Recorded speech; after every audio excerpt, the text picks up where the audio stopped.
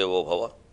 పుట్టెను ప్రేమ కావ్యములు, పుట్టెను కోటి గులాబీ పుష్పముల్. పుట్టెను ప్రేమ కావ్యములు, పుట్టెను కోటి గులాబీ పుష్పముల్. పుట్టెను తెలుగు పచ్చడులు, పుట్టెను కోటి సుధాస్రవంతులు. పుట్టెను తెలుగు పచ్చడులు, పుట్టెను కోటి సుధాస్రవంతులు. పుట్టెను సద్వధానములు, పుట్టెను పొట్టల నిండ పద్యముల్. పుట్టెను సద్వధానములు, పుట్టెను పొట్టల నిండ పద్యముల్. పుట్టనివేవి మా జనని పుట్టిన వేళ, సుధాబ్ది ద్వాదశిన్ పుట్టనివేవి. ధర్మాధర్మాల మధ్యలో సూక్ష్మ రహస్యాలని మనకి అవగాహన కావిస్తూ ఉన్న మహాభారత కథాశ్రవణం కోసం ఎదురు చూస్తూ ఉన్న భక్తి టీవీ ప్రేక్షక మహాశయులందరికీ కవి బ్రహ్మ, ఉభయ కవి మిత్రుడు తిక్కన సోమయాజు రచించిన ఆంధ్ర మహాభారతంలో ఆనుశాసనిక పర్వంలో సాగుతున్న సామాజిక వ్యాఖ్యలో 1736 భాగానికి స్వాగతం పలుకుతున్నాం. గంగాధరో అంధకరిపుః క్రతుధ్వంసీ వృషధ్వజః, వ్యోమకేశో భవో భీమస్థాణో రుద్ర ఉమాపతిః, అష్టమూర్తిరహిర్బుద్ధ్రియో మహాకాలో మహానటః, క్షోణీరథో హరిశరో గిరిధన్వాంబుధీషుధిః. ఇందులో శివనామాల వివరణలో, రహస్యార్థ వివరణలో, అంతరార్థ వివరణలో మనం అష్టమూర్తి అహిర్బుద్ధ్రియ వరకు చెప్పుకున్నాం. మహాకాల, ఇదివరకే మనం మహాభారతంలో భాగంగానే ఒకచోట విష్ణు సహస్రనామాల్లో కాలస్వరూపంగా దీనికి చెప్పుకున్నాం. ఇక్కడ కుంభమేళా సందర్భంగా ఉజ్జయినిలో మహాకాళేశ్వర స్వామికి జరిగేటువంటి అభిషేకాన్ని చూస్తే ఈ మహాకాళహ అని శివుణ్ణి ఎందుకు పిలుస్తారో అర్థం. ఆయనకి నిత్యం భస్మంతో అభిషేకం చేస్తారు. శ్మశానాన్ని నుంచి తాజాగా అప్పటికప్పుడు ఉదయాన్నే భస్మాన్ని తీసుకొస్తారు. నిల్వ చేసింది పనికిరాదు. అది మహాకాలుడికి చాలా ఇష్టం అని చెబుతారు. భగవంతుడు బూడిదని ఎందుకు ఇష్టపడుతున్నాడు? మారేడాకులు ఇష్టం అంటారు, బూడిది ఇష్టం అంటారు, అభిషేకం ఇష్టం అంటారు. అన్నిటికంటే పార్వతీదేవి అంటే ఇష్టం అంటారు. పార్వతీదేవిని ఇష్టపడేవాడు బూడిదని ఇష్టపడడం ఏమిటండి? ఇక్కడే భగవత్ తత్వాన్ని గురించి మనం తెలుసుకోవాలి. కాలం మిథ్య, కాలం భస్మస్వరూపం. అందుకే మహాకాళేశ్వరుడికి భస్మాభిషేకం ఇష్టం. కాలం అన్నింటినీ మింగేస్తోంది. మీరు చూడండి, నిన్న ఉన్నవాడు ఇవాళ ఉండడు. నిన్న మహారాజుగా విక్రమించినవాడు, గర్వించినవాడు ఇవాళ మట్టిలో కలిసిపోతున్నాడు. ఇవాళ ఒకటి, రేపు రెండు, 10 రోజులైతే ఎవరు గుర్తుపెట్టుకోరు. ఏకఛత్రాధిపత్యంగా పరిపాలించినటువంటి పెద్ద పెద్ద నాయకులను కూడా అంత్యక్రియల విషయంలో అశ్రద్ధ చేసిన సందర్భాలు మన దేశంలోనే ఉన్నాయి. అయిన వాళ్లే గౌరవించకపోవడం, ద్వారాలు తీయకపోవడం, లోపలికి రానియకపోవడం, ఈ అవమానాలు మన తెలుగు వాళ్ళకే జరిగాయి. ఢిల్లీలో మహానాయకులకి, మహాపండితులకి. చూడండి కాలం ఎలా ఉంటుందో. అనుకోని వాడికి పీఠం రావడం, అనుకున్న వాడికి రాకపోవడం. నాకు కావాలి మొర్రో అన్న వాళ్ళకి ఎంతకాలమైనా రాదు. నాకు అక్కర్లేదు ఇంట్లో కూర్చున్న వాడిని పిలిచి పదవిస్తారు. ఆశ్చర్యకరంగా ఉంటాయి ఇవన్నీ. ఈ పరిణామాలన్నీ కాలంలోనే జరుగుతాయి. ఆ కాలం భస్మం, స్వరూపం ఉండదు.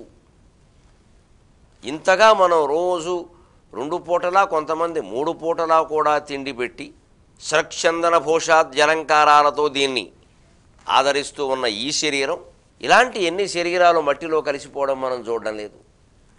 ఒక్క క్షణం దీంట్లోంచి ప్రాణశక్తి బయటకెడితే లాగి అవతల వారేస్తున్నారు. ఉంచితే వాళ్ళకు కాదు, పక్కింటి వాళ్ళకు కూడా ఇబ్బంది. అంచేతనే ఇది భస్మస్వరూపం, తెలుసుకో. మొత్తం అంతా కలిసిపోవలసిందే. అందుకోసమే భస్మం నాకు ఇష్టం అని చెబుతాడు. అందువల్ల ఉజ్జయినిలో ఆ స్వరూపానికి ఆ అభిషేకం చేస్తారు. మనం చూసి ఆ తత్వాన్ని గ్రహించి నమస్కారం పెట్టుకొని బయటకు వచ్చి భక్తి జ్ఞాన వైరాగ్యాలు పెంచుకోవాలి. అందుకని భస్మంతో అభిషేకం చేయగానే విశేషమైన ఫలాలు ఏవో ఉంటాయి, మనం ఎక్కడి నుంచో భస్మం తీసుకొద్దాం అని హడావుడు చేస్తే వ్యాపారాలు మొదలవుతాయి. ఈ భస్మం కొంతమందిని కోటీశ్వరులను చేస్తుంది. అప్పటికే కోటీశ్వరులైన వాళ్ళు కొంతమంది భస్మం అవుతారు. తత్వం తెలిసి చేయడానికి, తత్వం తెలియక చేయడానికి తేడా అది. దీన్నే ముందు ముందు ధర్మరాజుకి భీష్ముడు చెప్పబోతున్నాడు. సరైనటువంటి తత్వాన్ని చెప్పకపోతే లోకం ఎలా తప్పుదారి పట్టేస్తుందో భీష్ముడు చెప్పబోతున్నాడు ధర్మరాజుకి. మహాకాల అంటే మహానటక. శివుడు చేసేది తాండవం, అమ్మవారు చేసేది లాస్యం. మహానటక. ఆ నటరాజస్వామిని మీరు చూడండి. ఈ చెయ్యి ఇటు, ఈ చెయ్యి ఇటు, ఈ కాలు ఇటు, ఈ కాలు ఇటు, సృష్టి అంతటినీ కలిపేస్తూ, నాలుగు దిక్కుల్ని కలిపేస్తూ, జటాభుజంగ పింగళ స్ఫురత్ఫణామణి ప్రభ కదంబ కుంకుమద్రవ ప్రలిప్త దిగ్వధూముఖే మదంత సింధుర స్ఫురత్వగుత్తరీజమేదురే మనోవినోదమద్భుతం బిభర్తు భూతభర్తరి జటాటవీగలజ్జల ప్రవాకపావితస్థలే గళేవలం యలంబితం భుజంగతుంగమాలికం డమడ్డమడ్డమడ్డమన్నినాదవడ్డమద్వయం చకారచండతాండవం తనోతు శివ శివం జయత్వదభ్రవిభ్రమభ్రమద్భుజంగమస్వసద్వినిర్గమక్రమస్ఫురత్ करालफालगव्यवाट् धिमिद्धिमिद्धिमिध्वनन्मृदङ्गतुङ्गमङ्गल ध्वनिक्रमप्रवर्तित प्रचण्डताण्डवः శివః. అపూర్వమైన శివతాండవాన్ని స్తోత్రం రూపంలో వర్ణించాడు రావణ బ్రహ్మ. ఏమిటి నటన రహస్యం? నటరాజస్వామి చిత్రం చూసిన కింద ఒక బాలరాక్షసుణ్ణి తొక్కుతున్నట్టుగా ఉంటుంది. బాల్యం అజ్ఞానానికి చిహ్నం, రాక్షసత్వం తమోగుణానికి చిహ్నం. తమోగుణాన్ని అదిమిపెట్టి, అజ్ఞానాన్ని అదిమిపెట్టి ఈ సృష్టి అంతటినీ ఒక లీలగా, ఒక నటనగా, ఒక నాట్యంగా చూడు. అప్పుడు ఆనందంగా ఉంటాం. లేకపోతే ప్రతిదీ మనకే తాపత్రయం. ఇంతటి మహానటన చేసేటువంటి శివుడు కృష్ణుడు వచ్చి వరం కోరితే, స్వామి నీ లీల కోసమో నా అవసరం కోసమో ఒక్కరోజు నిన్ను జయించే అవకాశం కూడా నాకు ఇయ్యవయ్యా అన్నాడు కృష్ణుడు. మనం ద్రోణపర్వంలో చెప్పుకున్నాం. అర్జునుని తీసుకుని కృష్ణుడు కైలాసానికి వెళ్ళిన సందర్భంలో ఈ విషయం గుర్తుపెట్టుకోవడం తర్వాత వస్తుంది అన్న. ఇప్పుడు వస్తుంది తప్పకుండాను. ఏమిటి ఇందులో? ఎవరు గెలవడం, ఎవరు ఓడడం, ఏమిటిది? నువ్వెవరు, నేనెవరు? ఇదో లీల, ఇదో నటన. మహాకాల మహానట, తీసుకో అవకాశం అన్నాడు. అదే బాణాసురుడు సందర్భం. ఉషానిరుద్ధుల వివాహం సందర్భంలో కృష్ణునికి బాణాసురునికి యుద్ధం వస్తే బాణాసురుని తరఫున శివుడు పోరాడాడు, ఓడిపోయాడు. శ్రీకృష్ణుని స్తుతించాడు. విష్ణువును కాదు, విష్ణువు అవతారమైన కృష్ణుని స్తుతించాడు. అంచేత గెలుపు ఓటములను కూడా లీలగా భావించి మహానటనగా భావించడమే శివతత్వం. మనం జీవితంలో గెలుపు ఓటముల్ని మహానటనగా లీలగా భావించగలిగితే ఎంత హాయిగా ఉంటామండి. మన కోసం మన పడిన తాపత్రయం వేరు. పిల్లల కోసం కూడా పడుతున్నాం. వాళ్ళ ఉద్యోగాలు, వాళ్ళ వివాహ జీవితాలు, అందులో మన స్పర్ధలు, వాళ్ళ ఏదో పదోన్నతులు, అందులో తేడాలు, ఇవన్నిటి గురించి తల్లికి తండ్రికి ఇప్పటికి తాపత్రయం తగ్గడం లేదు. రకరకాల జపాలు చేస్తున్నారు, హోమాలు చేస్తున్నారు, దీక్షలు పడుతున్నారు. పట్టిన దీక్ష కొనసాగించలేకపోతున్నారు. మధ్యలో వదిలేస్తే పాపమేమో అని బలవంతంగా చేస్తున్నారు.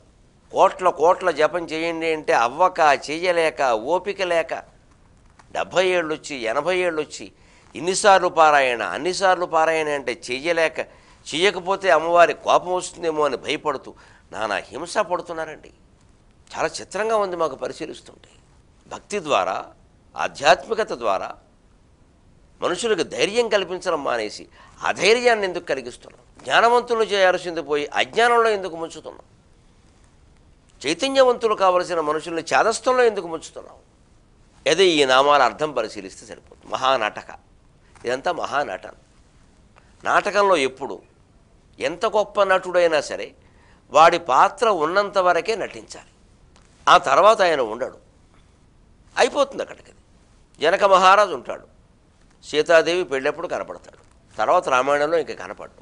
నేను ఇంత కష్టపడి వేశాను, నాకు బాగా నటించాలని సరదా, నన్ను మళ్ళీ జనక మహారాజుగా నేను మధ్యలో వేదిక ఎక్కుతాను, సీతారాములు వనవాసం చేస్తుంటే నేను వెళ్ళి సీతాదేవిని ఓదారుస్తానంటే ఓవర్ యాక్షన్ చేయొద్దు, లోపలికి వెళ్ళిపోమని చెబుతారు. నీకు ఎవడు చెప్పమన్నాడు అంటాడు. అంతే, ఎంత మహానటనైనా అంతే, జీవితమేనా అంతే. వేషం బాగుండగానే వేదిక దిగిపోవాలి. మీరు బాగా చేస్తున్నారండి అన్నప్పుడే వేషాలు విరమించుకోవాలి. ఆ పేరు ఉండిపోతుంది, ఆ స్మృతి చాలు, హాయిగా విశ్రాంతి తీసుకుంటాం. ఏమండి ఈ మధ్య మీరు కనపడడం లేదండి? అవునమ్మా, అయిపోయింది, నాకు ఓపిక లేదు. ఎవరో కనపడుతున్నారుగా, వారు ఏవో చేస్తున్నారుగా, చూడండి. అస్తమానం ఒకళ్ళే ఉండాలా? ఎంతోమంది మహానుభావులు కనపడ్డారా? అసలు మేం కనపడినంతకాలం కనపడే అవకాశం వాళ్ళకు వచ్చిందా మహానుభావులకి? వాళ్ళకంటే గొప్పవాళ్ళమా? ఓ ఉషశ్రీ గారు, ఓ మల్లాది వారు, ఒక మల్లాప్రాణ శ్రీరంగాచార్య గారు, శ్రీభాష్యం వారు ఎక్కడ టీవీలో ఎంతకాలం కనపడ్డారండి? కనపడలేదు దాదాపుగా. మల్లాది వారు కనపడ్డారు, మిగిలిన వాళ్ళు కనపడలేదు. అసలు టీవీలో కనపడడం చాలా తక్కువ, అప్పుడు లేవు. మన అదృష్టం కొద్దీ ఇంకా 90 ఏళ్ళు దాటినా మహానుభావుడు చంద్రశేఖర శాస్త్రి గారు మృత్యుంజయులే మిగిలారు కాబట్టి ఇంకా అప్పుడప్పుడు ఏదో దర్శనం చేసుకోగలుగుతున్నాం. మిగిలిన వాళ్ళకి ఆ అదృష్టం కూడా పట్టలేదు. మరి వాళ్ళందరికంటే మేమన్నా గొప్పవాళ్ళమా? వాళ్ళు రోజు కనపడుతున్నాం. అందుకే మనిషి మహానటక ప్రవృత్తి నివృత్తి. మల్లాది వారే ఉదాహరణ. నాకైతే మహానుభావుడు 80 ఏళ్ళు వయస్సు రాగానే అప్పటికే 60 ఏళ్ళు ప్రవచన షష్ఠి పూర్తిని ముగించి 60 మంది పండితులకు సన్మానం చేసి ఆయనే ఇక నేను విరమిస్తున్నాను, ఇక నేను పురాణాలు చెప్పాను. ఏదో అతిథిగా రావడం, 2 ముక్కలు మాట్లాడడం అది వేరు. ఇక నేరుగా మామూలుగా పురాణాలు చెప్పడం అనేది ఉండదు. విరమించుకున్నారు, హాయిగా ఉన్నారు. శోభన్ బాబు మహానటుడు, కుటుంబ కథానాయకుడు, చాలామంది కుటుంబ స్త్రీలకి ఈవేళకి హృదయంలో నిలిచిపోయినవాడు. మధ్యలోనే మానేశాడు, తను చాలా కాలం జీవించాడు. ఆయన సుఖంగా వెళ్ళిపోయాడు, ఆత్మశాంతిని పొందాడు. ఇదే మహానటక. ఇది మహానటన, ఇది మిథ్య అని తెలుసుకుంటే హాయిగా ఉంటాం. అష్టమూర్తిరఖిన బుద్ధ్యో మహాకాలో మహానటక క్షూణీరథో భూమి రథంగా కలిగినవాడు. హరిశరో శ్రీ మహావిష్ణువు బాణంగా ధరించినవాడు, శ్రీ మహావిష్ణువుని బాణంగా ధరించినవాడు. గిరిధన్వా మేరు పర్వతాన్ని ధనుస్సుగా ధరించినవాడు. అంబుధి ఇషుధి కలిపితే అంబుధీషుధి. అంబుధి అంటే సముద్రం, ఇషు అంటే బాణం, ఇషుధి అంటే అమ్ముల పొది. సముద్రాన్ని అమ్ముల పొదిగా కలిగినవాడు. ఎందుకు ఇంత పరికరాలు, ఇంత వ్యవస్థ అండి? అజ్ఞానాన్ని జయించాలంటే సముద్రంలో ఉండే జలబిందువులన్నీ బాణాలుగా వేసినా సరిపోతుందో లేదో చెప్పలేము. అందుకే ఈ సంసారాన్ని, జీవితాన్ని సాగరం అంటారు, సంసార సాగరం అంటారు. సంసార సరోవరం, సంసార ట్యాంకు, సంసార బకెట్టు అనలేదు, సంసార సాగరం.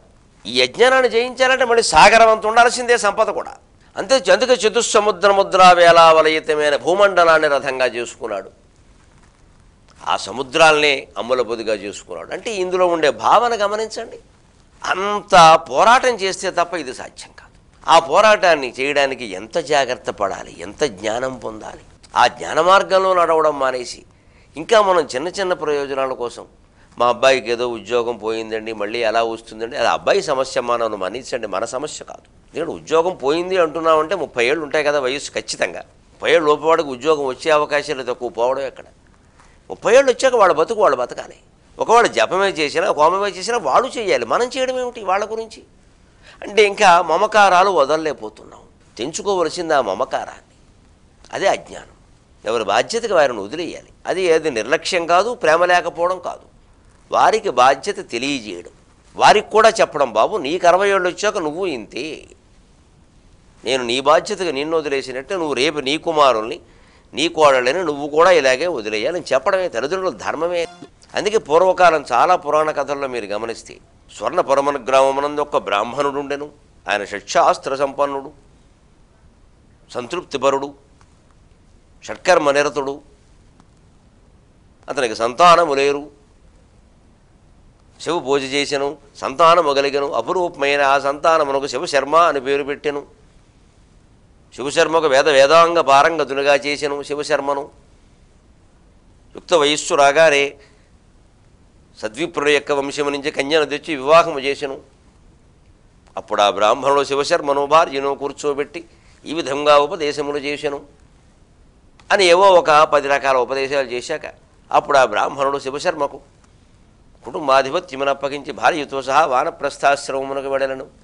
అనంతరం సన్యాసం స్వీకరించను. ఇలా ఉంటాయండి కథలన్నీ. పిల్లాడికి 16 ఏళ్ళు రాగానే పెళ్లి చేసి బాధ్యతలు అప్పగించి వెళ్ళిపోయేవాడు. ఇవాళ 30 ఏళ్ళు వచ్చినా 40 ఏళ్ళు వచ్చినా పట్టుకుని వేలాడుతున్నాము అంటే మనదా అజ్ఞానం, వారిదా?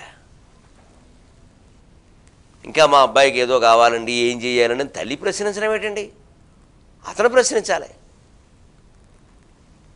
ఈ తల్లిదండ్రులు ఇలా తాపత్రయపడుతున్నంతకాలం వాళ్ళు పడరు. ఇంకా తేడా అల్లా మమకారంలో ఉంది. గొలుసు ఎంత పెద్దదైనా మనని భయపెట్టలేదండి, అది మనకి బంధనం కాదండి. ఆ గొలుసు మన కంఠానికి తగులుకునే లంకె ఉందే లింకు, అక్కడ తెంచుకోగలిగితే మొత్తం గొలుసు ఎంత పొడుగున్నా పర్వాలేదు, భూమండలం అంత పొడుగున్నా పర్వాలేదు. తెంచుకోలేకపోతే చిన్న గొలుసు కూడా బంధమే. తెంచుకోగలిగితే పెద్దదైనా ఇబ్బంది లేదు. తెంచుకోవడానికి చేయవలసింది ఈ మెడలో ఉండే గుండ్రటి గొలుసుకి ఆ గొలుసు ఎక్కడ లంకె పడుతుందో ఆ లంకె తెంచగలగాలి. ఆ గొలుసునంతటినీ అగ్గిని పెట్టి కాల్చి ఒత్తిడి చేయాల్సిన పని మనకేం లేదండి. అది ఎంత పడుకుంటే మనకే, మనం తెంచేసినప్పుడు మంచిది. వారి బాధలు, వారి గొడవలు, వారి విశేషాలు ఎన్నైనా ఉండనివ్వండి, ఎంతైనా ఉండండి. మనకి ఉండవలసిన మమకారమే ఉండి తర్వాత తగ్గించుకోగలిగితే అది మనకి బాధ కాదు, అది స్వార్థం కూడా కాదు. ధర్మశాస్త్రమే చెప్పింది తగ్గించుకోమని. ఇక గుండెల్లో ఉండే శివుణ్ణి వెతికే ప్రయత్నం చేయమంది, ఆ ప్రయత్నమే చేయాలి. అందుకే క్షోణీరథగా ఆ ప్రయత్నం ఇంత విస్తృతంగా ఉంటుంది. ఎందుకంటే మనం ఎవరు ఒప్పుకోం ఆ ప్రయత్నానికి. ఎలా వదిలేస్తామండి, మన పిల్లలు మనకు తప్పుతారు ఏమిటండి? ఎంతవరకు ఎందుకు తప్పరండి? అదేమి మమకార రాహిత్యం కాదండి. ఒక్కసారి ప్రాణం పోతే తప్పడం లేదండి. ఇది ఆ ప్రాణం ఈ క్షణంలో పోతే పరిస్థితి ఏమిటి అని ఏ 70 ఏళ్ళ వాళ్ళైనా ఆలోచించుకోగలిగితే మర్నాడు అసలు ఇంకో విషయం ఆలోచిస్తారండి, స్వర్గాన్ని గురించి మోక్షాన్ని గురించి తప్ప. మనకి ఈ బంధాలను వదిలిపెట్టడం ఇష్టం లేదు. ఏనుగు మమకారం అని, చచ్చిపోయిన ఏనుగును బతికించలేమని తెలుసు కూడా ఏనుగు దాని చుట్టూ తిరుగుతూ ఉంటుంది ఇలాగా, ఎవరు అక్కడి నుంచి దాన్ని మోసేసే వరకు. అలాగే ఉంది పరిస్థితి. మనకి ఇంక బంధాలు దొరుకుతాయి. అందుకే దీనికోసం మనం అది చేయాలా, ఇది చేయాలా, ఆ క్షేత్రానికి వెళ్ళాలా, తీర్థానికి వెళ్ళాలా, పూజ చేయాలా, వాస్తు చేయాలి, ఇంకా అంతే. అక్కడ దానికి సంబంధించిన వ్యాపారం తయారైపోతారు. మనకు కోరిక కలిగినప్పుడు, మనలో భయం కలిగినప్పుడు మాత్రమే వ్యాపారాలు జరుగుతాయి లోకంలో. మనం కోరికను తగ్గించుకోగలిగితే, భయాన్ని తగ్గించుకోగలిగితే, నాగభూషణుణ్ణి సేవించడం ద్వారా వీళ్ళు ఎలా వ్యాపారం చేస్తారండి? మనం అజ్ఞానం కాబట్టే వారు ఏదో జ్ఞానం అన్నట్టు మాట్లాడుతున్నారు. మనకి భయం ఉండబట్టే వారు పెద్దవాళ్ళ ప్రవర్తిస్తున్నారు. మనకే భయం లేకపోతే ఆ జ్ఞానాన్ని మనమే పొందగలిగితే ఒక్కొక్క నామానికి అర్థం తెలుసుకోవడం ద్వారా, కేవలం నామ పారాయణే గొప్ప ఫలితం అనుకోకుండా ఒక్కొక్క నామానికి అర్థం తెలుసుకోవడం ద్వారా ఆ భయాన్ని, ఆ కోరికల్ని మనం జయించగలిగితే 1000 నామాలు ఎందుకండి, 40 నామాలు చాలవండి. అదే గిరిధన్వ అంబుధీషుధి. ఆ రకంగా మనం శివసహస్రనామాలని ముగిస్తూ ఎస్ శివో నామ రూపాభ్యాం యాదేవి సర్వమంగళాతయో సంస్మరణాత్ పుంసాం సర్వతో జయమంగళం, సర్వతో జయమంగళం, సర్వతో జయమంగళం. అంతిమంగా నేను శివసహస్ర ఫలంగా మీకు చెప్పదలుచుకున్నది ఒక్కటే మాట. నేను చేస్తున్నదే మీకు చెబుతా. ఏ పని చేయుచుండిన త్వదీయ పదర్చనగాదలంచి, పరమేశ్వర ఏ పని చేయుచుండిన త్వదీయ పదర్చనగాదలంచి, నేనా పని చేయు వేళల మహత్తరమైన శివాయ మంత్రమున్ దీపముగా జపింపగా, నేనా పని చేయు వేళల మహత్తరమైన శివాయ మంత్రమున్ దీపముగా జపింపగా, ప్రతిక్రియయున్ రుచిగొల్పుచుండే, ప్రతిక్రియయున్ రుచిగొల్పుచుండే, ప్రతిక్రియయున్ రుచిగొల్పుచుండే, ప్రతిక్రియయున్ రుచిగొల్పుచుండే, గౌరీపతి చింతయేమిక వరింతును జీవితమున్ శివాజ్ఞగా, ధరింతును జీవితమున్ శివాజ్ఞగా. ఏతత్ఫలం శ్రీ ఉమామహేశ్వర అర్పణమస్తు. శివనామాలు వివరణ. ఇప్పుడు మళ్ళీ మనం కథాంశంలోకి ప్రవేశిస్తే ఇక్కడే మనం గ్రహించాల్సింది, శ్రీకృష్ణుడు స్వయంగా శివసహస్రనామాలు ఉపదేశించాడు. కృష్ణుడే మిగిలిన ధర్మోపదేశాలను కొనసాగిస్తున్నాడు. ఎందుకంటే భీష్ముడు కాసేపు నాకు సమయం అవుతోంది, విష్ణుస్మరణ చేసుకొనివయ్యా అన్నాడు ధర్మరాజు. అందుకని కృష్ణుడే కొనసాగిస్తున్నాడు. మళ్ళీ చివరిలో ఒక్కసారి ఆ పరమపదించడానికి ముందు భీష్ముడు 2 మాటలు చెప్పి తర్వాత కృష్ణుడి దగ్గర అనుమతి తీసుకుంటాడు. ఆ ఘట్టాలు మనం రేపటి ఎల్లుండిలోనే చెప్పుకుంటాం. భీష్మ నిర్యాణం. ఇక్కడ ఒక్క ప్రశ్న ధర్మరాజు వేశాడు, స్వామి నువ్వు స్వయంగా చెబుతున్నావు కాబట్టి అడుగుతున్నాను ఒక్క మాట. అధర్మం ధర్మంగా కనపడుతోంది, ధర్మం అధర్మంగా కనపడుతోంది. కాలప్రభావం చేత కావచ్చు. ఎందుకంటే లోకంలో అధర్మాలు చేసిన వాళ్ళు, అక్రమంగా సంపాదించిన వాళ్ళు చాలా బాగుంటున్నారు. మేడల మీద మేడలు కడుతున్నారు. వాళ్ళకేమీ ఆపదలు కలుగుతున్నాయని కూడా మనకు అనిపించట్లేదు. ధర్మంగా ఉన్నవాళ్ళు ఏమిటో కృంగిపోతున్నారు. ఎందువల్ల ఇలాగా? దీనికి సమాధానం ఏమిటి? ఏదైనా ధర్మ సూక్ష్మం ఉందా? కేవలం కాలప్రభావం అని సరిపెట్టుకుంటే మరి చాలామంది ఈ అధర్మంతో వృద్ధి చెందుతున్న వాళ్ళని ఆదర్శంగా తీసుకుంటారు కదా అని అడిగాడు. దానికి సమాధానం ఏం లభించిందో మనం 23:30 గంటల్లో తెలుసుకుందాం. అంతవరకు తెలుగు ఎక్కువగా వాడదాం, నీళ్లు తక్కువగా వాడదాం. సెలవు.